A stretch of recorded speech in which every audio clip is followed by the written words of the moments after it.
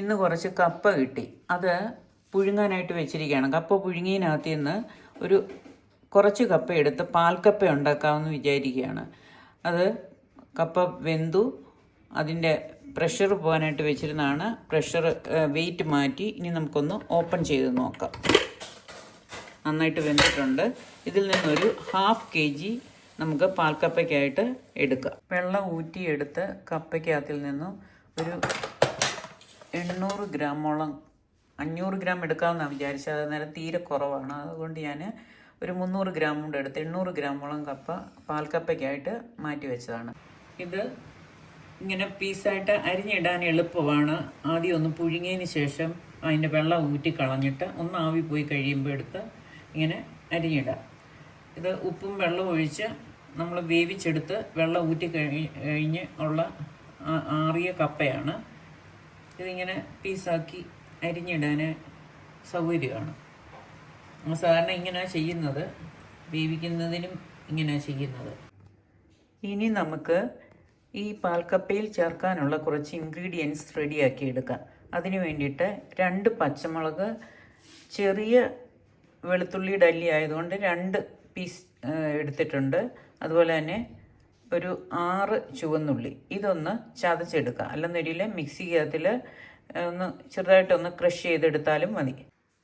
ഈ പരുവത്തിലാണ് ഞാൻ മിക്സിക്കകത്ത് ക്രഷ് ചെയ്തെടുക്കുമായിരുന്നു. ഇനി നമുക്ക് ഈ ഇൻഗ്രീഡിയൻസ് ചതച്ചെടുത്തത് ഈ കപ്പയിലേക്ക് ഒന്ന് ഇട്ട് കൊടുത്തിട്ട് നന്നായിട്ട് ഒന്ന് ഇളക്കി യോജിപ്പിക്കണം. നമ്മൾ കപ്പയിലേക്ക് ഇട്ട് കൊടുത്തു. ഇനി ഇതെല്ലാം കൂടെ ഒന്ന് നന്നായിട്ട് ഇളക്കി യോജിപ്പിച്ചെടുക്കുക. കപ്പ ഇളക്കുന്നതിനോടൊപ്പം ചെറുതായിട്ടൊന്ന് ഉടച്ചുകൂടെ കൊടുക്കണം. ഈ ഒരു പരുവത്തിൽ വേണം നമ്മൾ ഇത് യോജിപ്പിച്ചെടുക്കാനായിട്ട്. ഇൻഗ്രീഡിയൻസ് എല്ലാം കൂടെ ഒന്ന് യോജിപ്പിച്ച് ഇത് ഈ ഒരു പരുവത്തിൽ വേണം തയ്യാറാക്കി എടുക്കാൻ. ഇനി ഇതിലേക്ക് നമുക്ക് തേങ്ങാപ്പാൽ ഒഴിച്ചു കൊടുക്കാം. 2 ഗ്ലാസ് തേങ്ങാപ്പാലാണ് ഇതിന് നമ്മൾ ചേർക്കുന്നത്. ഈ തേങ്ങാപ്പാൽ ചേർത്ത് നന്നായിട്ട് യോജിപ്പിക്കുക.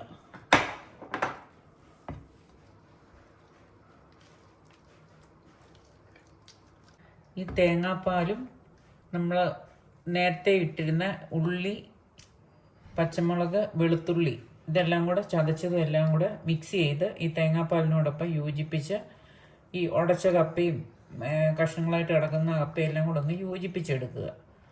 ഇത് ഒന്ന് തിളച്ച് വരട്ടെ. ഒരു 2-3 മിനിറ്റ് ഒന്ന് തിളയ്ക്കണം. ഇനി നമുക്കിതിലേക്ക് അല്പം ഉപ്പും കൂടെ ചേർത്ത് കൊടുക്കുക. നമ്മൾ കപ്പ വേവിച്ചപ്പം ഉപ്പിട്ടാണ് വേവിച്ചത്. ഇനി തേങ്ങാപ്പാലൂടെ ഒഴിക്കുമ്പോൾ സ്വല്പം കൂടെ ഉപ്പ് നമുക്ക് ആഡ് ചെയ്യണം. അത് കുറച്ചായിട്ട് ചേർത്ത് അതിൻ്റെ പരുവത്തിന് ഒരു 1/2 ടീസ്പൂണോളം ഉപ്പ് വേണ്ടി വരും. 2 ഗ്ലാസ് തേങ്ങാപ്പാലാണ് ചേർത്തിരിക്കുന്നത്. കപ്പയ്ക്ക് ആവശ്യമുള്ള ഉപ്പ് നേരത്തെ നമ്മൾ ചേർത്തിട്ടുണ്ട്. അത് വെള്ളത്തിലിട്ട് വേവിച്ചപ്പോൾ ഉപ്പും കൂടെ ചേർത്താണ് വേവിച്ചത്.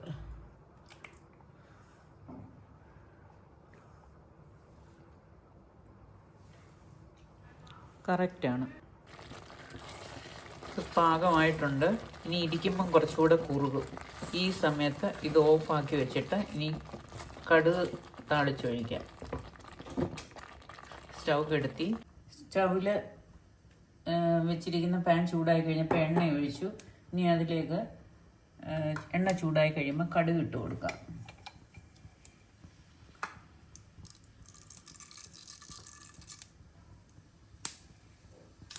കടുക് പൊട്ടി തുടങ്ങുമ്പോൾ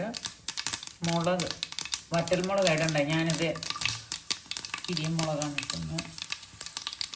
കടുക് വറുക്കാനായിട്ട് മുളകിട്ടു. അതൊന്ന് ചൂടായി കഴിയുമ്പോൾ ഉള്ളി ഇട്ട് കൊടുക്കുക. ആ ഉള്ളി ഒന്ന് വഴന്ന് തുടങ്ങുമ്പോൾ ചെറിയ ബ്രൗൺ കളർ ആകാൻ തുടങ്ങുമ്പോൾ കറിവേപ്പില ഇട്ട് കൊടുക്കാം. ഒരു 2 തണ്ട് കറിവേപ്പില ഇട്ട് ഇളക്കി യോജിപ്പിച്ച്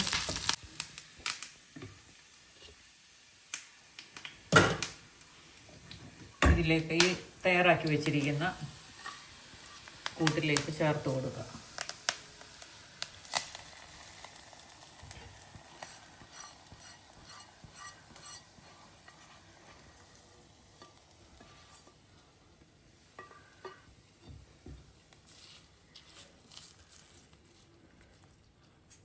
ഇപ്പം കടുക് വറുക്കുന്ന നേരം കൊണ്ട് തന്നെ അത് കുറേ കൂടെ കുറുകി. പാൽക്കപ്പ റെഡി ആയിട്ടുണ്ട്.